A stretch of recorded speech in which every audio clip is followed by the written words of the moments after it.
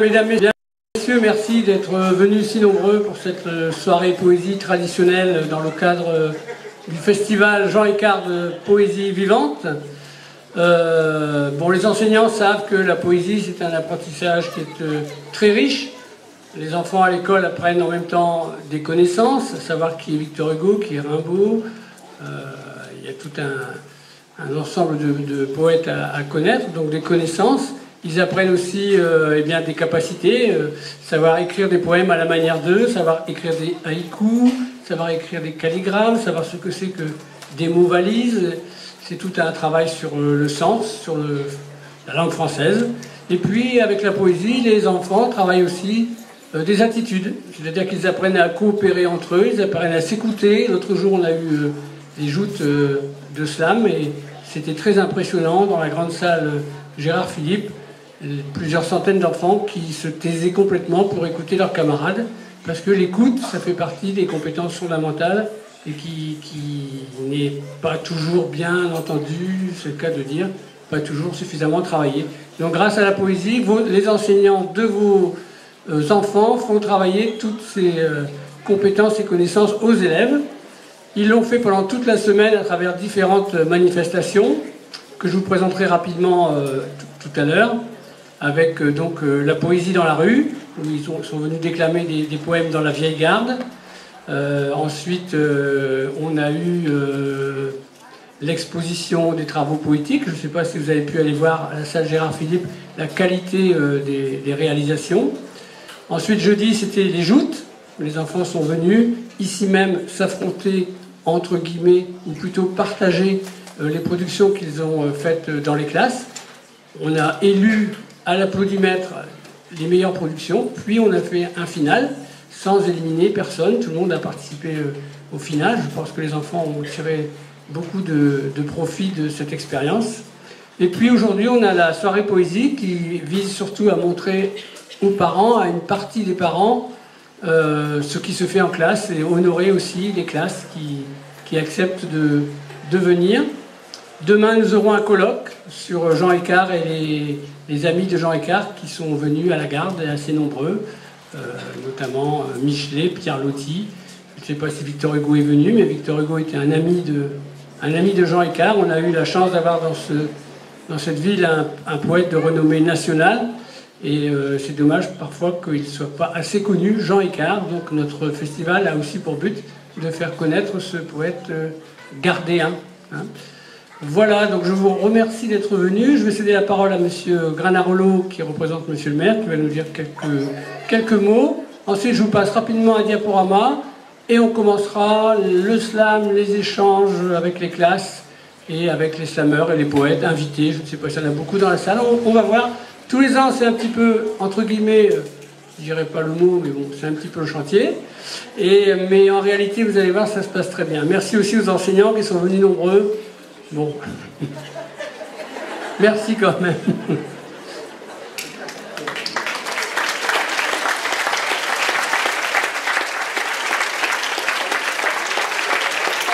Monsieur l'inspecteur, mon cher ami Cardon, monsieur le conseiller municipal, mesdames, messieurs les enseignants, mesdames, messieurs les parents d'élèves, les enfants, je ne voulais pas laisser terminer cette manifestation sans vous apporter les sentiments amicaux de monsieur le maire et de l'équipe municipale qui soutient activement cette très très belle manifestation. Moi, je me sens doublement concerné puisque je suis à la fois adjoint à l'éducation et adjoint à la culture. Ce festival poésie, je dirais qu'il m'intéresse par rapport aux deux casquettes qui sont les miennes. Donc c'est une très très belle manifestation qui, comme l'a dit monsieur l'inspecteur, amène les enfants à manier le langage de façon un peu originale et un peu ludique. Et on a besoin d'avoir ce rapport au langage aujourd'hui qui est très important. Le langage, c'est la civilisation, c'est la convivialité, c'est le rapport avec les autres. Donc il se passe de très belles choses pendant ces journées. Manger la haine. Est-ce que j'en ai l'air? Je suis pas énervé. J'ai pas de grief. Et puis j'en veux pas. Parce que c'est assez. passer. Et oui, c'est comme ça. Ah, ah, monsieur Assagi, j'y suis plus exalté, agité. Après le coca, on peut y aller à fond, hein. Tu prends un déca, et puis s'il est chaud, cacao. Je trouve plus les mots, j'en ai plein le dos, ça va déraper, P. Non, là il y a un truc, hein, faudra corriger. Quand il y a du F, c'est bien ça que j'aime, M. Quand il y a de l'air, R, éphémère. Tu crois que je t'aime, M. Tu m'as regardé, devant, pas derrière, R, D. Il faut renoncer, car je suis un cas. Ça va pas passer. C'est cassé. Faudrait que ça cesse. Ça devient un problème. Alors je t'adresse. S1. SMS. On n'est pas des veaux. Ni des scarabées. B. Ni des abrutis. I. Obéis. Ce que vous esgourdez, D, c'est pas du caca, K, du prédécoupé, P, décapé. Je veux pas vous retarder, mais si vous regardez, il me pousse des ailes, D, L. Développement durable de la lecture. Merci. Alors, je vous présente une seconde slameuse qui s'appelle Mu. On l'applaudit jusqu'à temps qu'elle soit sur le podium.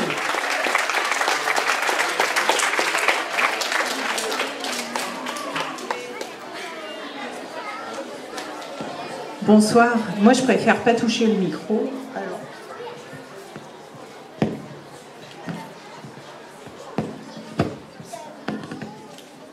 Bonsoir. Bravo les jeunes.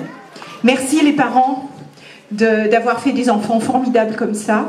Hier, j'étais très, très émue de toute cette créativité. Et ben voilà. Ils ont tous un gris-gris dans la poche. Rien à voir avec les griffes de tigre, grelot-greluche. Ça serait trop kitsch, non. Leur porte-bonheur, pour destin en kit, est devenu numérique. Leur amulette contre coup de grisou et... Leur amulette contre coup de grisou et état de choc est reliée au net. Ils se grisent tous et se font des bises sur un écran, bien à l'abri dans leur repli, sur un écran, à caresser ou à chérir, à serrer fort en cas d'urgence. C'est rendu pité ou dépit sérieux, faut voir. Dans le cas foutch ambiant, il se crée des clips style « Just do it !» qui essore la vie mieux qu'au lavomatique. Il s'alpague la tête avec des pitchs pour voyager façon E.T., téléphone, maison.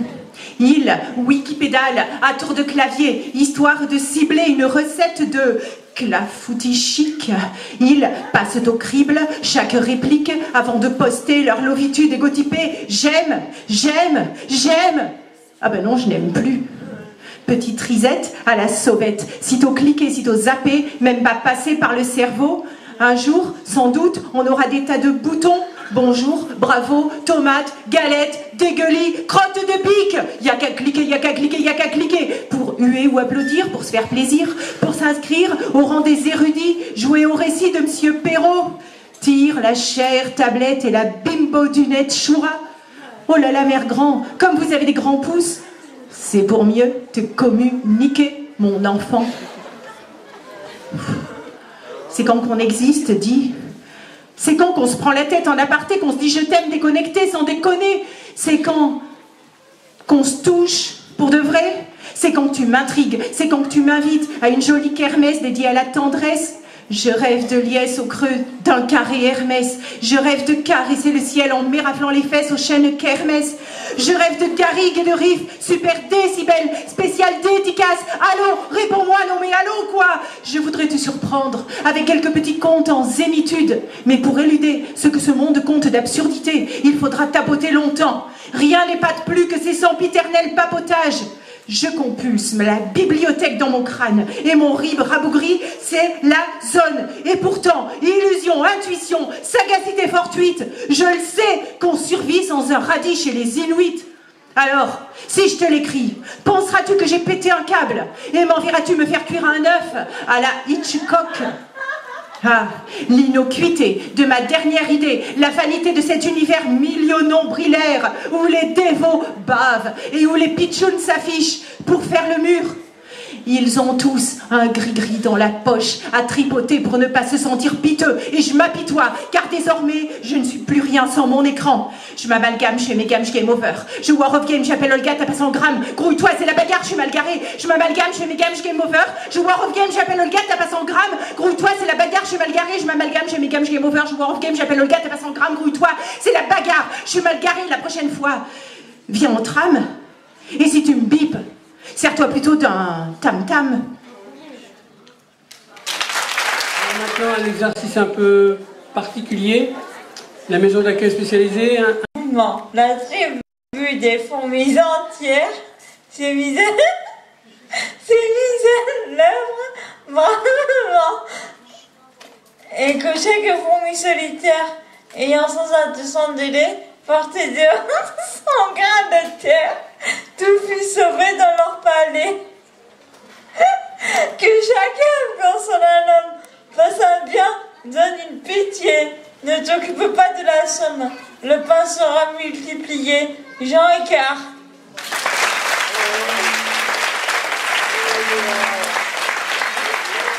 On va faire passer Hélène.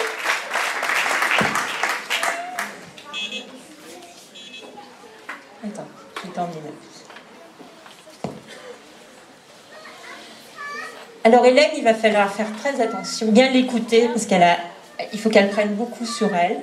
Il faut qu'elle respire bien fort, parce qu'elle a du mal à bien prononcer. Donc je vous demande beaucoup d'attention. Voilà, on va y arriver. Grand-mère,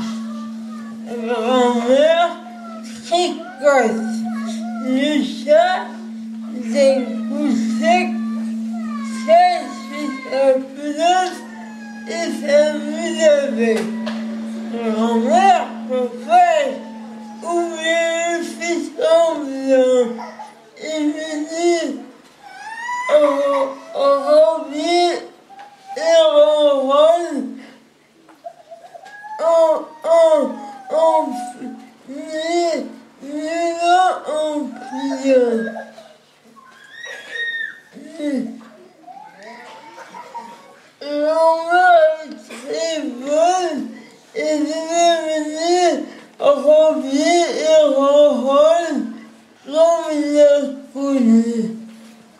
Voilà.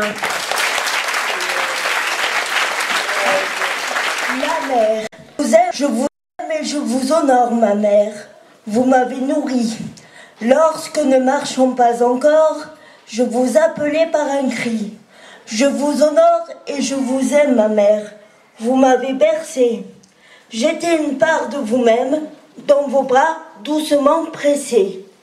Puis quand vous m'avez mise à terre, tout chancelant, ne marchant pas, et pleurant sans vouloir me taire, vous m'avez guidé pas à pas. Vous m'avez appris le langage et toutes choses jour par jour. Et je veux être un enfant sage pour vous prouver mon grand amour. Jean Écart.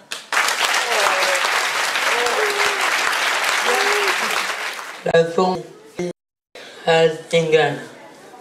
Quand elle sera ta chanson, ô paressette, sans Stingal, je connaissais-tu ta moisson?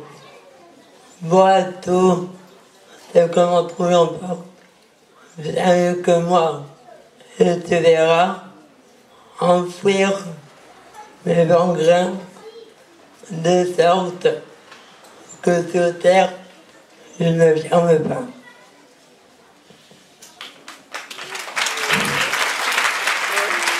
La cigale va lui répondre.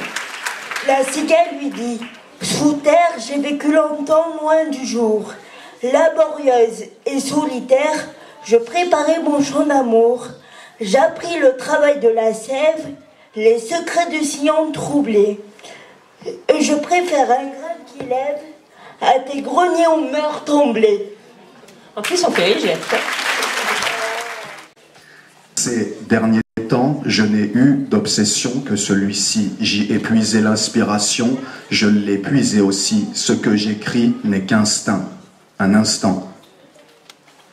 Ces derniers temps, je n'ai eu d'obsession que celui-ci. Tant puisé l'inspiration, je l'ai puisé aussi. Ce que j'écris n'est qu'instinct, un instant. Le reflet de mon état d'esprit, dans le miroir de la nostalgie.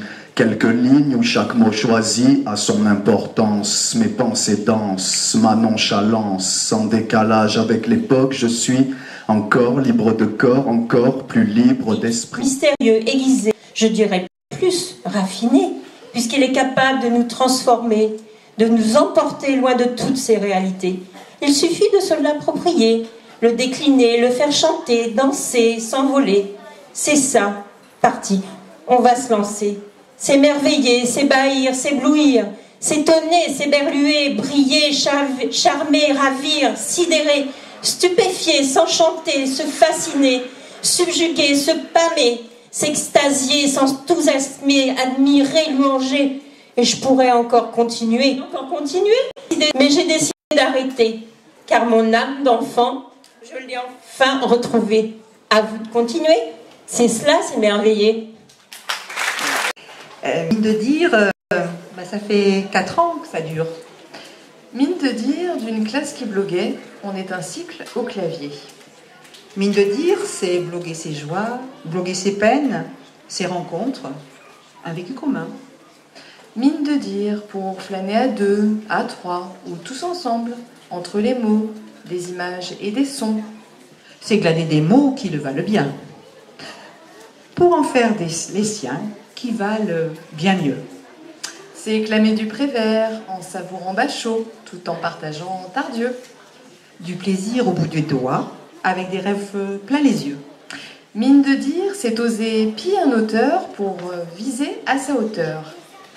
Mine de dire, c'est aussi élaguer sans rechigner. Chasser le superflu, la coquille, la faute d'orthographe. C'est cloner une image, un son, pour mieux l'enrubanner de phrases. Mine de dire, un maître qui apprend de ses élèves, c'est pas si courant. Et 4 maîtresses qui s'entraident en toute liberté. Mais des 3, c'est quand même moi qui ai le plus besoin d'aide au clavier. Cette année, je suis désolée, on avait travaillé sur un auteur, apparemment il est très connu, hein. Donc c'est Prévert. Et on avait choisi un poème qui pour nous était d'actualité, tant pour l'actualité mondiale que pour l'actualité de l'éducation nationale. Le gardien du phare aime trop les oiseaux. Des oiseaux par milliers volent vers les feux. Par milliers ils tombent, par milliers ils se cognent. Par milliers aveuglés, par milliers assommés, par milliers, il meurt. Alors le gardien ne peut supporter des choses pareilles. Les oiseaux, il les aime trop. Alors il dit tant pis, je m'en fous. Et il éteint tout. Au loin, un cargo fait naufrage. Un cargo venant des îles. Un cargo chargé d'oiseaux. Des milliers d'oiseaux des îles. Des milliers d'oiseaux noyés. Merci. Le deuxième prix, nous avons remporté. Vous nous avez donné l'envie de continuer. J'espère que nos haïkus vous ont comblés une année à se préparer en rencontrant d'énormes difficultés que nous avons surmontées. Certes, nous sommes handicapés, mais avec de la volonté, on peut y arriver. Et la plus belle leçon à donner est de recommencer. Heureux nous sommes de vous avoir rencontrés. Ces journées nous ont fait rêver. De beaux rêves vont maintenant nous illuminer. Un grand merci de la maison d'accueil spécialisée.